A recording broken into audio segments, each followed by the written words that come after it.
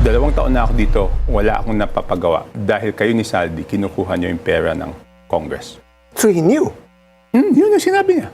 Pinabulaanan ng Malacanang na kumpirmado ang sinasabing usapan ni Navotas City Representative Toby Tiangco na nasaksihan niya raw kastiguhin ni Pangulong Bongbong Marcos si presidential cousin and late 1st District Representative Martin Romualdez at Zaldico.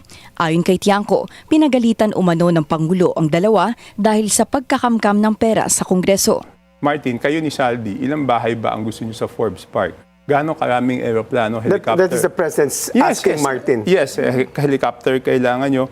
Gaano karaming caviar ang kaya nyong kainin? Ilang Ferrari gusto nyo? Maraming. Ang pahayag na ito ni Tiangco ay isa sa mga ebidensyang tinitingnan ng kampo ni na Attorney Ferdinand Topacio, former Ilocos Sur Governor Chavit Singson at former Congressman Jing Paras at Mike Defensor na alam ng Pangulo ang nangyayari sa kanyang bakuran. Pero sa parehong panayam, sinabi ni Tiangco na naniniwala talaga siyang na walang kinalaman si PBBM sa lahat ng usapin sa flood control scandal. The knowledge that there is corruption, but as stated by no less than a member of the legislature, Representative Toby Tiangco, who has no interest in impeaching the president.